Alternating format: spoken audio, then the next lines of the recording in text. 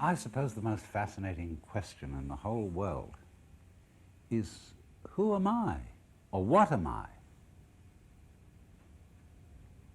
Because, as I've suggested in several of the previous talks, the seer, the knower, the one whom you are is the most inaccessible of all experiences, completely mysterious and hidden. And yet, we talk about our egos. We use the word I. And I've always been tremendously interested in what people mean by the word I, because it comes out in curious lapses of speech, like we don't say, I am a body. We say, I have a body. And somehow we don't seem to identify ourselves with all of ourselves. We say sort of my feet, my hands, my teeth, as if they were something somehow outside me. And as far as I can make out, most people feel that they are something or other about halfway between the ears and a little way behind the eyes, inside the head, and from this center the rest of them sort of dangles. And that governing principle in there is what you call the ego. And that's me. And I just can't get rid of the idea that that's a hallucination. That's not what you are at all. And it's a very dangerous hallucination, because it gives you the idea that you are a center of consciousness, of energy and responsibility that stands over against and in opposition to everything else. You're a chauffeur inside your own body, as if your body were an automobile, and you are the chauffeur principle inside it. But you feel caught in a trap because your body's kind of a mess. It gets sick, tired, hurts, and eventually wears out and dies. And you feel caught in the thing because you feel different from it. And you feel the world outside your body, furthermore, is an awful trap. It's full of stupid people who are sometimes nice to you, but mostly aren't, because they're all out for themselves like you are, and therefore there's one hell of a conflict going on. And the rest of it, aside from people, is absolutely dumb. Animals, plants, mere vegetables, rocks, and finally behind the whole thing, blazing centers of radioactivity called stars. And out there, where there's no air, there's no place for a person to live. And so we have come to feel ourselves as centers of very, very tender, sensitive, vulnerable consciousness, confronted with a world that doesn't give a damn about us. And that therefore we have to pick a fight with this external world and beat it into submission to our wills. And so we talk about the conquest of nature. We conquer everything. We talk about the conquest of mountains like Everest, the conquest of space, the conquest of cancer, etc., etc. We're at war because inside we feel ourselves to be these lonely ego principles trapped in, somehow inextricably bound up with a world that doesn't go our way, unless somehow we can manage to force it to do so. Well, now, as I have said, I feel that this sensation of ourselves as an ego is a hallucination. And I feel, let me say, as against this completely false conception of ourselves as an ego inside a bag of skins, that what we really are is, first of all, We are the whole of our body. Beyond that, however, the body, although it is bounded by a skin, and I can say differentiate in a way between my outside and my inside, although is this part here outside or inside? It gets a little tricky there, doesn't it? But my body cannot exist except in a certain kind of natural environment. Obviously, it requires air, and that air must be at a certain temperature. It requires nutrition. It requires, therefore, that it be on a certain kind of planet, near a certain kind of warm star, spinning regularly around it in a harmonious and rhythmical way, so that life can go on. And all that arrangement is just as essential to the existence of my body as its own internal organs, as, say, my heart, my brain, my lungs, and so forth. So there really is no way of separating myself as a physical body from the natural environment in which I live. Now, that means that I, as a body, go with my natural environment in the same way exactly, say, that bees go with flowers. Bees look very different from flowers. The flower grows out of the ground, colors and perfumes the air. The bee is independent and buzzes around and flies. But where there are no bees, there are no flowers, and where there are no flowers, there are no bees. They go together. And in that sense, they make up a single system.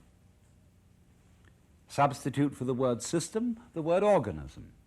A single life form, a single individual, bees and flowers, however different they look. Now, naturally, my feet look very different from my head, because the strings joining them.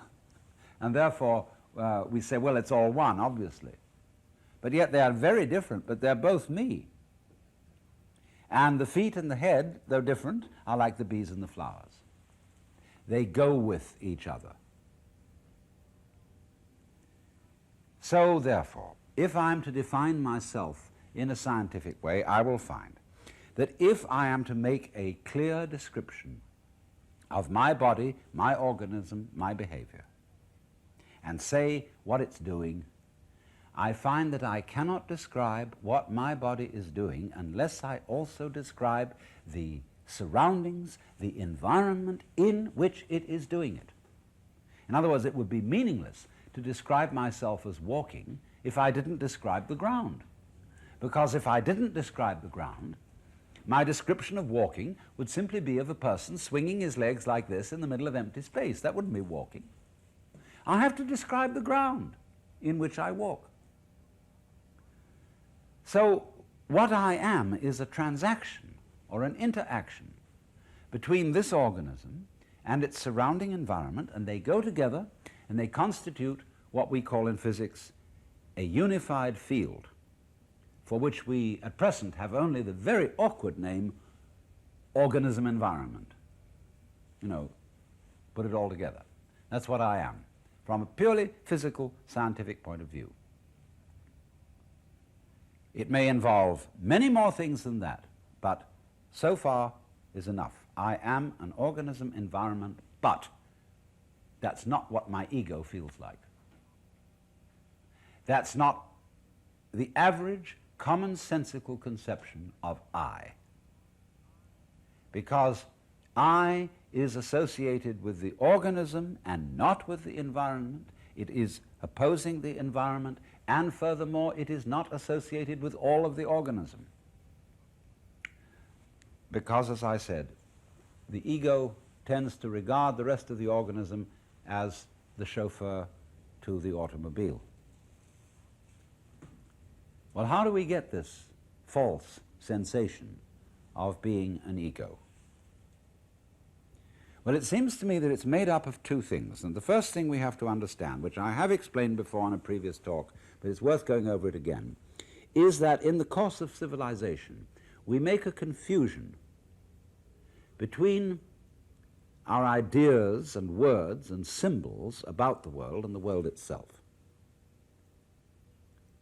You know, the general semantics people founded by Dr. Korzybski, they have a little song. Oh, the word is not the thing, the word is not the thing, hi-ho the dairy-o, the word is not the thing, because obviously you can't get wet in the sound water.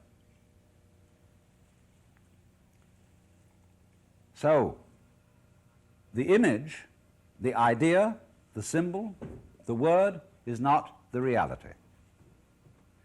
So the ego, what we feel as I, consists of two elements. Number one is our image or idea of ourselves. This is made up mostly of things that other people have told us about ourselves, or by looking at ourselves in a mirror, or by listening to ourselves played back on a tape recorder or television, and we get an image of ourselves. When I was a little boy, I remember I had a friend up the street called Peter, and I admired Peter very much. Sometimes I came home and I imitated Peter's behavior. And my mother said to me, "Alan, that's not you, that's Peter." Because you see, she was giving me an image of myself. And when I did anything terrible, she said, "Alan, it's just not like you to do that." See, she was busy building in me an image, an idea of the kind of act I was supposed to put on, the kind of person I was supposed to be. And you know the word person comes from the Latin persona, which means that through which per, sonum, the sound goes. And it referred originally to the mask worn by actors in classical drama, because those masks had megaphonic mouths, so that in the open-air theater they would project the sound. So the persona, the person, is the mask, is the role you're playing.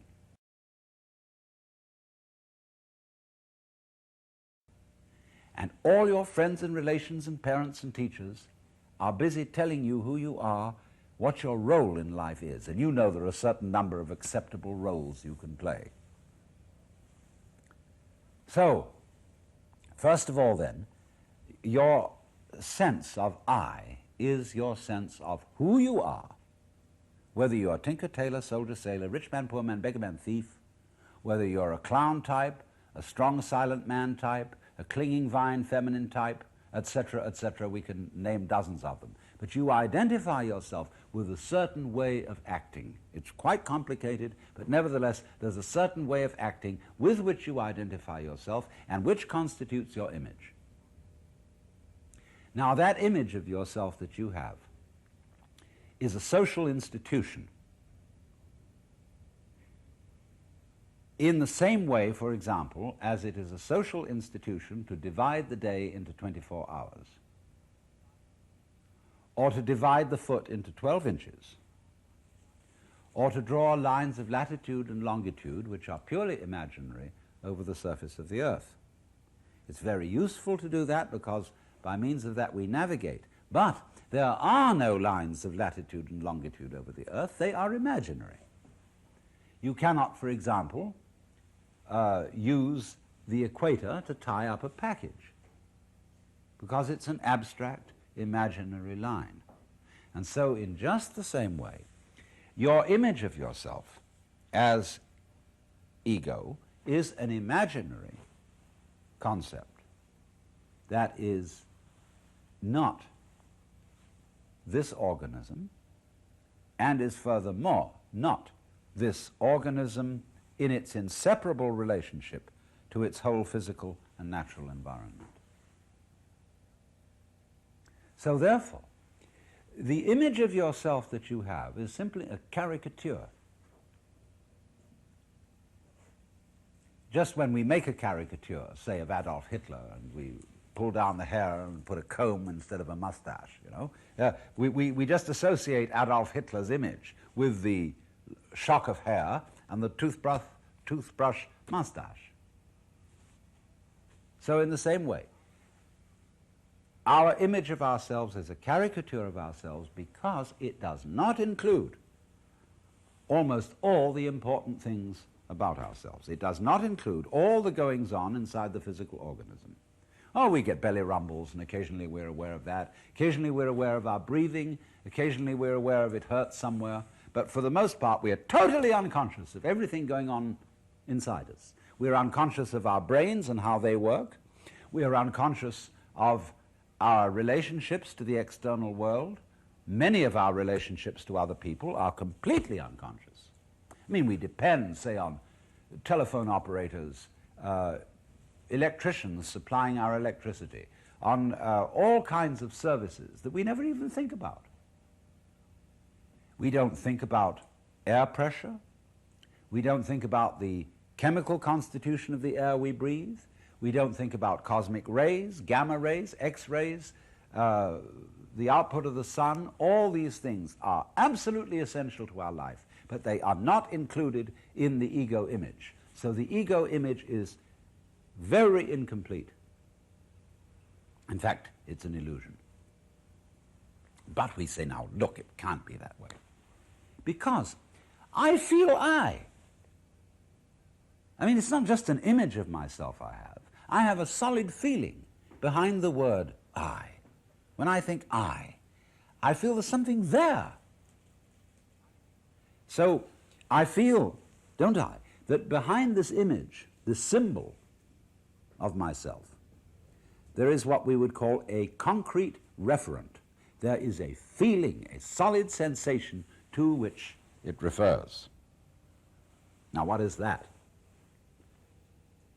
Interesting question, because the first thing, if your brain is your ego, you have very little in the way of direct sensation of your brain. In fact, operations can be performed on the brain with only surface anesthesia because there's no feeling in the brain itself. Try that one out for size. You don't feel all these interior operations. They, therefore, cannot be the sensation of ego. When your eyes are functioning well, you don't see your eyes. If your eyes are imperfect, you see spots in front of them. That means there's some lesions in the retina or wherever it may be. And because your eyes aren't working properly, you feel them. So in the same way, you don't hear your ears. If you have singing in your ears, it means there's something wrong with your ears. So, therefore, if you do feel yourself, there must be something wrong with you. And whatever you have the sensation of I is like spots in front of the eyes. It means something's wrong with your functioning. That's why you feel you're there. Why you feel you as being different from and somehow cut off from all that you really are, which is everything you're experiencing. The real you is the totality of everything you're aware of and a great deal more besides. But what is this thing that we feel in ourselves when we say, that is the concrete material me? Well, I'll tell you what it is. When you were a little child in school, you remember you were picking your nose and looking out of the window or flicking spitballs or something. Suddenly the teacher rapped the desk and said, "Pay attention!" Wowee. Now, how did you do that? Well, you stared at the teacher and you put a frown on your face because that's how it looks like to pay attention. And when the teacher sees all the pupils in the class staring at her or him and frowning, then the teacher is consoled and feels that the class is paying attention. That this class is doing nothing of the kind. The class is pretending to pay attention. Right, so you're reading a book. There's some difficult book you have to read because it's required. And you're bored to death with it. And you think, well, I really have got to concentrate on this book. And so you sort of glare at it. And you try to force your mind to follow its argument, and then you discover you're not really reading the book, you're thinking about how you ought to read it.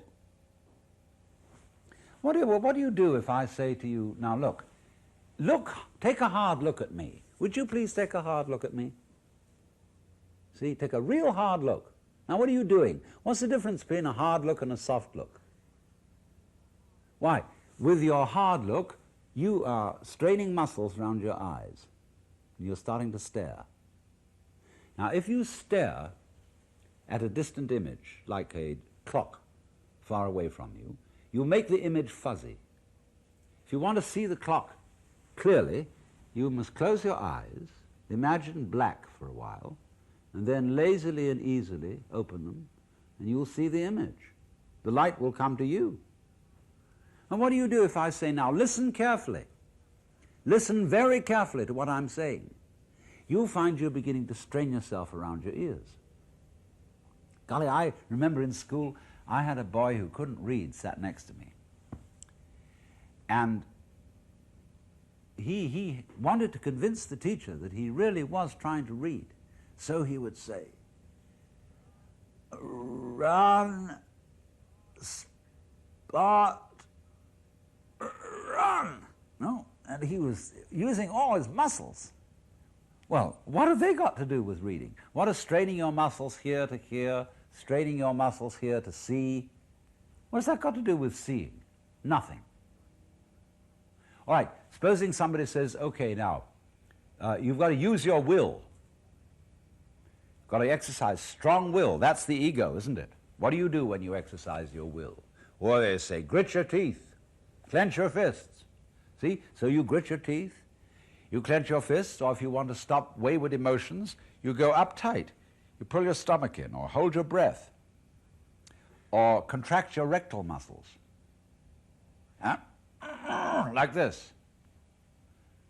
But all those activities have absolutely nothing to do with the efficient functioning of your nervous system.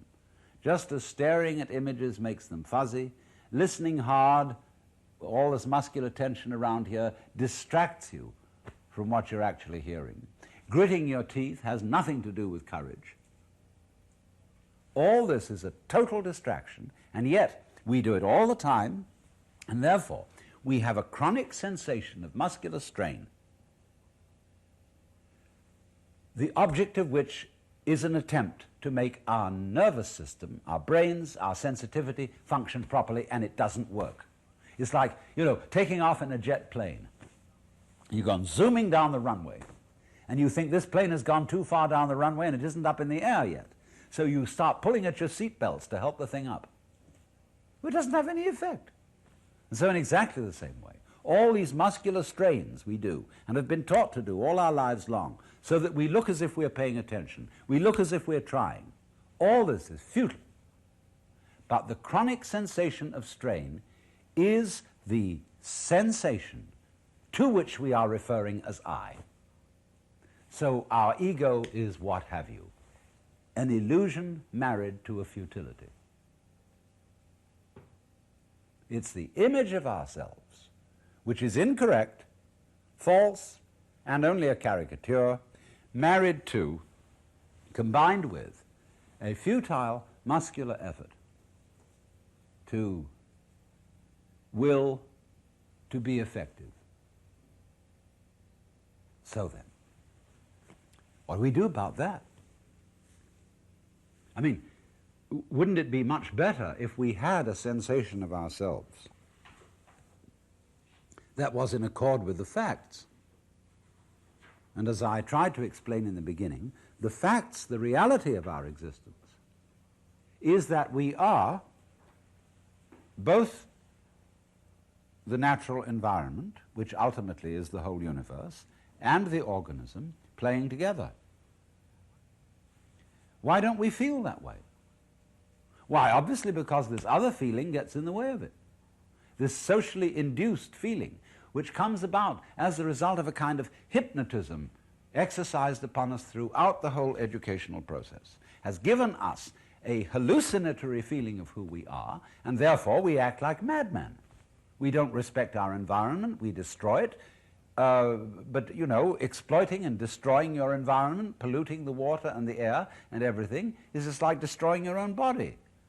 The environment is your body. But we act in this crazy way because we've got a crazy conception of who we are. We are raving mad.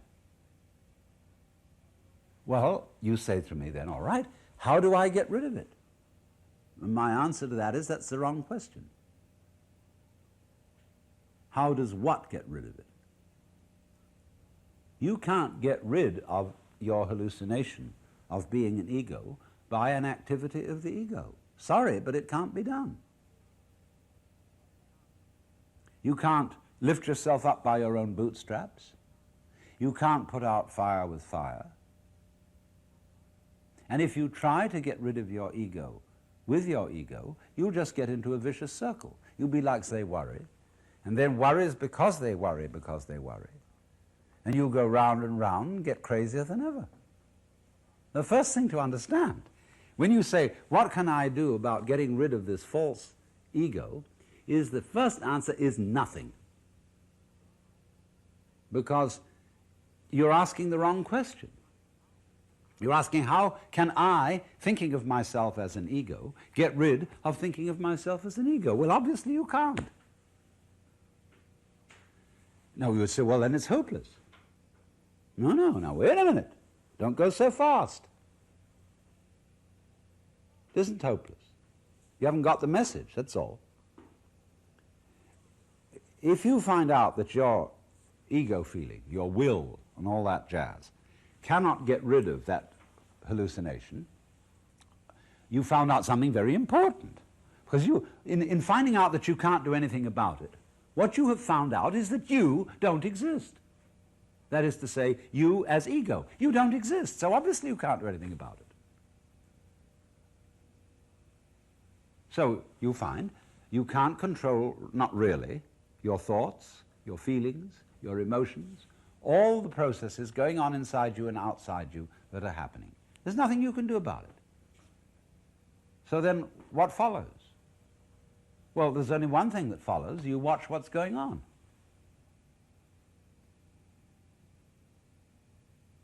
You see, feel this whole thing happening, and then suddenly you find, to your amazement, that you can perfectly well get up, walk over to the table, pick up a glass of milk and drink it. There's nothing standing in your way for doing that. You can still act, you can still move, you can still go on in a rational way, but you've suddenly discovered that you're not what you thought you were. You're not this ego pushing and shoving things inside a bag of skin.